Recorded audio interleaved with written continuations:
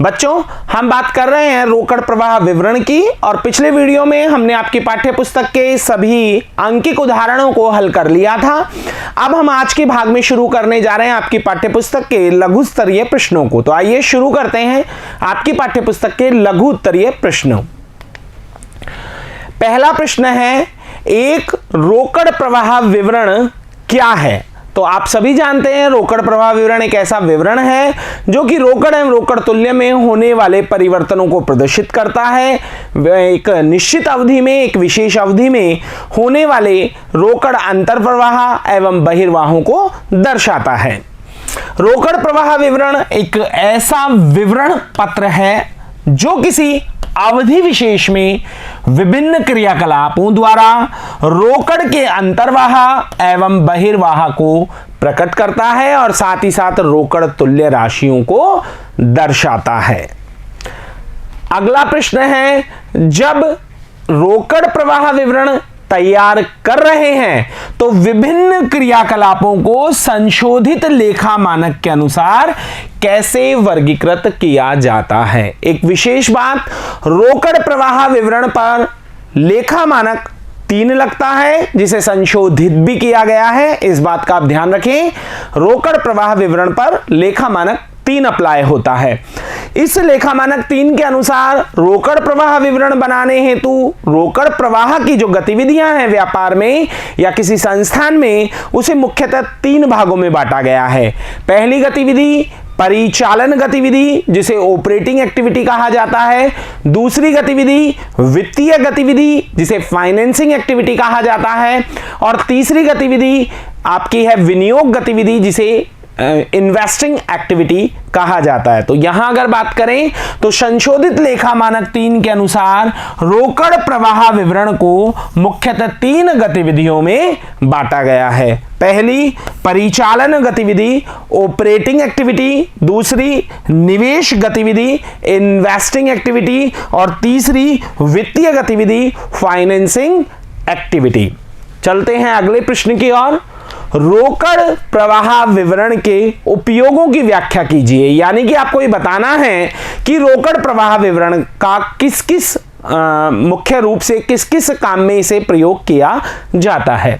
तो रोकड़ प्रवाह विवरण के निम्न उपयोग हैं। यह फर्म की नकद स्थिति अर्थात द्रव्य स्थिति का मूल्यांकन करता है। यानी रोकड़ प्रवाह विवरण यह बताता है कि संस्था की जो कैश पोजीशन है या उसकी आप कह सकते हैं कि अल्पकालीन शोधन क्षमता जो है दायित्वों को चुकाने की, वो किस तरीके की है। संस्था अपने क्या उसके पास इतने पर्याप्त रोकड़ संसाधन उपलब्ध हैं कि वह अपने अल्पकालीन दायित्वों को समय पर भुगतान कर पाएगी।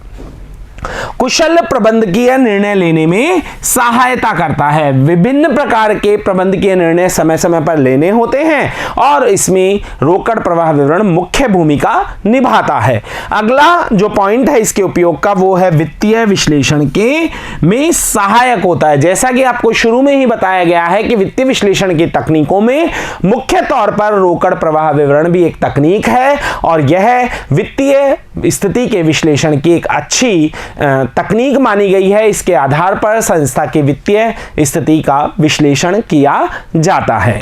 अगला प्रश्न है, एक रोकड़ प्रवाह विवरण को तैयार करने के क्या उद्देश्य हैं? मुख्यतः उपयोग और उद्देश्य एक जैसे ही हैं। यहां पर अगर हम उद्देश्य की बात करें तो पहला उद्देश्य है तरलता स्थिति की जांच करने के लिए। यानी कि रोकड़ प्रवाह विवरण से संस्था की अल्पकालीन शोधन क्षमता की जांच हो जाती है। अल्पकालीन नियोजन करने के लिए शॉर्ट टर्म जो योजनाएं हैं जो रोकड़ से संबंधित हैं वो इसके माध्यम से बनाई जा सकती है। प्रभावी रोकड़ प्रबंध करने के लिए, आपका कैश मैनेजमेंट अच्छा बनाने के लिए आप रोकड़ प्रवाह विवरण का उपयोग करते हैं, रोकड़ प्रवाह विवरण तैयार करते हैं।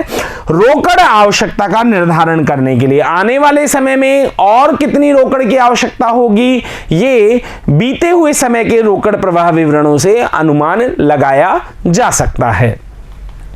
अगला प्रश्न है, इन शब्दों का अर्थ बताइए। रोकड़ तुल्यांक और रोकड़ प्रवाह, दो शब्दों का अर्थ पूछा है। एक तो पूछा है रोकड़ तुल्यांक यानी कि कैश एंड कैश इक्विवेलेंट, और दूसरा पूछा है रोकड़ प्रवाह।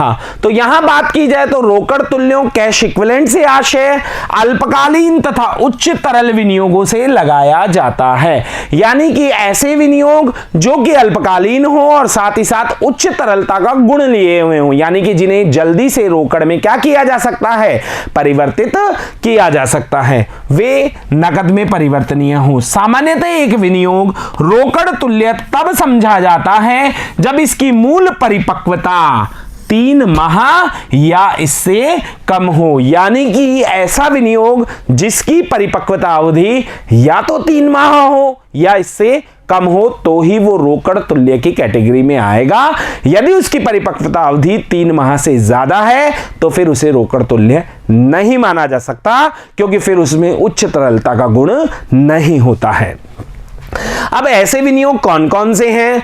कोषागार बिल जिन्हें कहा जाता है ट्रेजरी बिल्स, जमा प्रमाण पत्र डिपॉजिट सर्टिफिकेट्स, वाणिज्यिक पत्र कमर्शियल पेपर और मुद्रा बाजार की जमाएं ऐसे विनियोगों के उदाहरण हैं जिन्हें सामान्यतः रोकड़ तुल्य माना जाता है। अगला जो बिंदु हमें समझाना है वो है रोकड़ प्रवाह।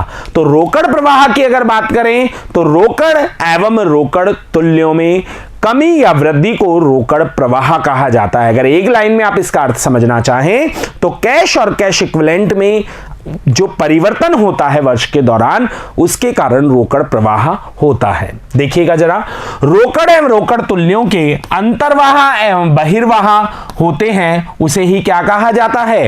रोकड़ प्रवाह कहा जाता है। और रोकड़ प्रवाह कब होता है? रोकड़ प्रवाह तब होता है जब किसी लेन देन में सौदा होने से पूर्व उपलब्ध रोकड़ या रोकड़ तुल्यों की राशि में क्या हो?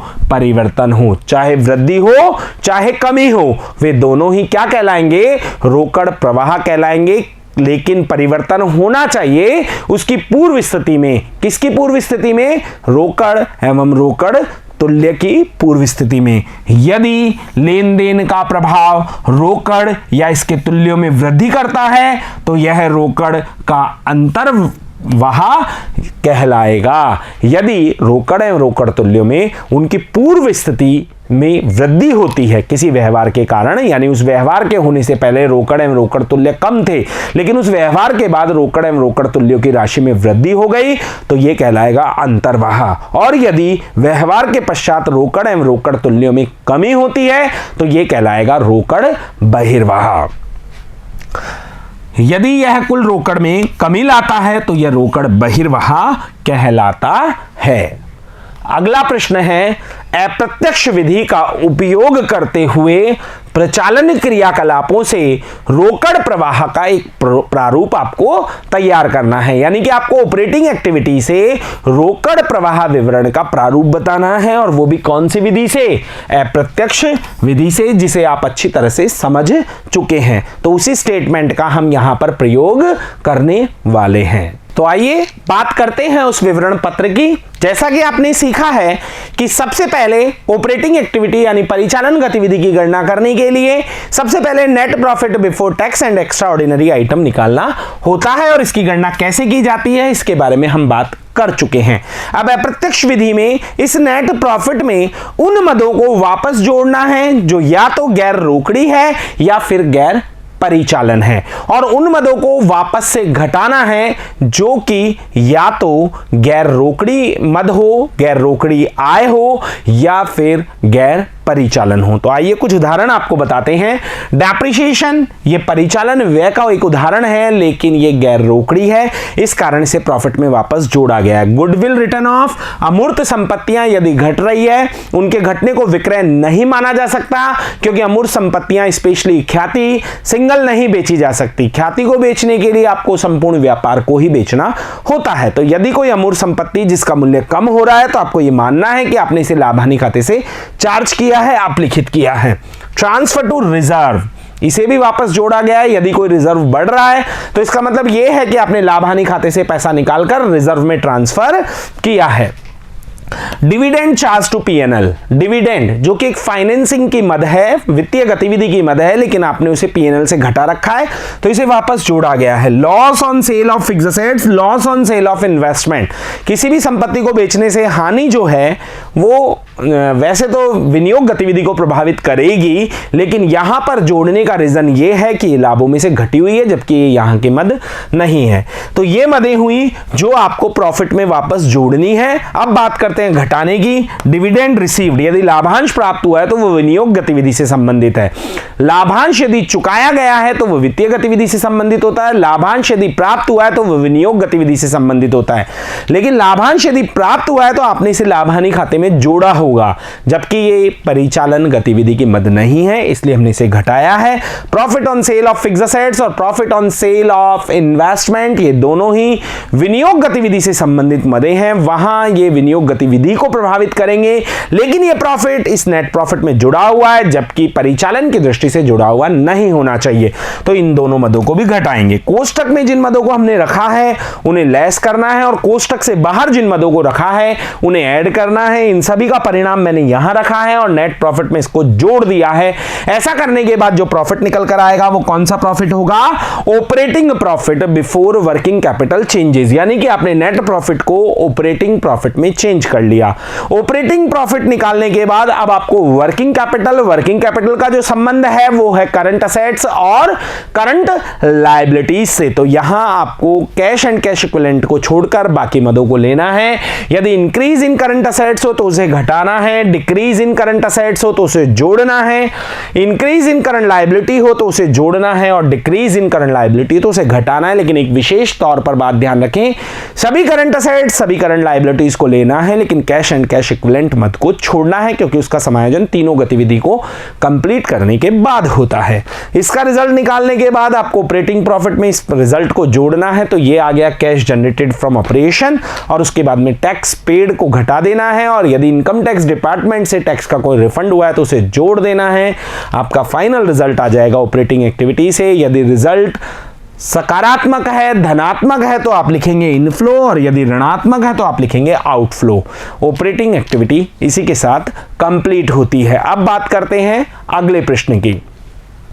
यह स्पष्ट करें कि निम्न में से प्रत्येक प्रकार के उद्यमों के लिए प्रचालन क्रियाकलाप में क्या संगठित होगा, यानी कि आपको उद्यमों का नाम दिया है और आपको ये बताना है कि इस उद्योग में परिचालन गतिविधि में क्या शामिल किया जाना चाहिए।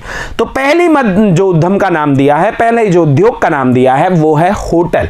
होटल की अगर बात करें तो हमने एक मद इनफ्लो की और एक मद आउटफ्लो की ली है परिचालन गतिविधि से। जरा समझें, होटल के कमरे रहने उपलब्ध कराने पर जो किराया प्राप्त होगा वो यहां पर परिचालन गतिविधि से आय होगी, और होटल के स्टाफ को वेतन और मजदूरी जो दी जाएगी वो परिचालन गतिविधि से बहिर्वाह होगा, क्योंकि वो व्यय है। दूसरे उद्यम का नाम है फिल्म निर्माण कंपनी। तो एक फिल्म निर्माण कंपनी के लिए फिल्म अधिकारों की जो बिक्री की जाएगी उससे जो आय की प्राप्ति होगी वो परिचालन गतिविधि से आय होगी, जबकि नायक, नायिका, निर्देशक या फिर और कोई स्टाफ मेंबर्स हैं उन्हें दिया गया पारिश्रमिक या जो वेतन है वो आपके परिचालन गतिविधि से बहिर्वाह होगा। अगला उद्योग है वित्तीय उद्यम। वित्तीय उद्यम जो कि मुद्रा से संबंधित लेन देन करते हैं, लोगों को ऋण देते हैं, लोगों को उधार देते हैं ब्याज पर, वो वित्तीय उद्यम कहलाते हैं। तो वित्तीय उद्यम के लिए ऋणों की पुनः प्राप्ति या फिर विनियोगों पर ब्याज आय का एक स्रोत है, जबकि ऋण वसूली के व्यय या फिर स्टाफ का वेतन ये परिचालन गतिविधि के बहिर्वाह के उदाहरण है। अगला उद्यम है मीडिया उद्यम, यानी कि मीडिया उद्यम का मतलब आपका विज्ञापनों से जो प्राप्त आय है उनके लिए आप परिचालन से आय ले सकते हैं, और साथ ही साथ स्टाफ को दिया गया वेतन व मजदूरी आप परिचालन गतिविधि के बहिर्वाह में ले सकते हैं। प्रत्येक संस्था के लिए स्टाफ रखना जरूरी है, और उस स्टाफ को दिया गया वेतन व मजदूरी परिचालन गतिविधि से बहिर्वाह है। स्टील निर्माण इकाई, धातु में जो संस्थाएं कार्य कर रही है, तो स्टील के औजार व उत्पादों का विक्रय अगर करेंगे तो वो परिचालन गतिविधि से आय है, और साथ ही साथ धातु व कोयले का क्रय एवं स्टाफ को भुगतान जो करेंगे वो परिचालन गतिविधि से बहिर्वाह का उदाहरण होगा। अगला बिंदु है सॉफ्टवेयर विकास व्यवसाय इकाई, यानी ऐसी व्यावसायिक इकाई जो कि सॉफ्टवेयर्स का विकास करती है। तो सॉफ्टवेयर की बिक्री व लाइसेंस का नवीनीकरण करना, इनके लिए परिचालन से आय होगी, जबकि स्टाफ को दिया गया वेतन व मजदूरी, जो टेक्निकल स्टाफ है उसे दिया गया सैलरी, उन्हें दी गई सुविधाएं, इन सभी को आप परिचालन गतिविधियों में बहिर्वाह में शामिल कर सकते हैं। और अब बात करते हैं लघु उत्तरीय अंतिम प्रश्न की। एक उद्यम की प्रकृति या प्रकार उसे पूर्णतः उस श्रेणी में परिवर्तित कर सकता है जिसमें कि एक विशिष्ट क्रियाकलाप वर्गीकृत हो सकती है। क्या आप इससे सहमत हैं? अपने उत्तर का वर्णन कीजिए। हाँ, उपरोक्त कथन एकदम सही है। बिल्कुल, ये जो कथन दिया गया है कि एक संस्था के द्वारा किए जाने वाले क्रियाकलाप उसकी विशिष्ट पहचान बनाते हैं या फिर उसे किसी विशेष श्रेणी में रखते हैं, तो हाँ, उपरोक्त कथन सही है कि एक उद्यम द्वारा की गई क्रियाएं उसे एक विशेष श्रेणी में रखती है। इसे एक उदाहरण से समझा जा सकता है, जैसे एक भवन बनाकर बेचने वाला बिल्डर एक जमीन का टुकड़ा क्रय करता है तो यह उसके लिए परिचालन गतिविधि है, क्योंकि एक बिल्डर के लिए जमीन का टुकड़ा माल की कैटेगरी में आएगा, माल की श्रेणी में आएगा, क्योंकि उसने यह वस्तु पुनः विक्रय के लिए खरीदी है। जबकि यही चीज यदि कोई सामान्य व्यापारी, जैसे कि कपड़े का व्यापारी, यदि कोई दुकान, जमीन या भवन का क्रय करता है तो इसका मतलब उसने अपने व्यापार को बढ़ाने के लिए किसी स्थायी संपत्ति का क्रय किया है और उसके लिए यह गतिविधि निवेश या विनियोग गतिविधि मानी जाएगी। इसी के साथ लघु उत्तरीय प्रश्न पूरे होते हैं। अगले भाग में बात करेंगे आपकी पाठ्यपुस्तक के अंकित प्रश्नों की। तब तक के लिए धन्यवाद।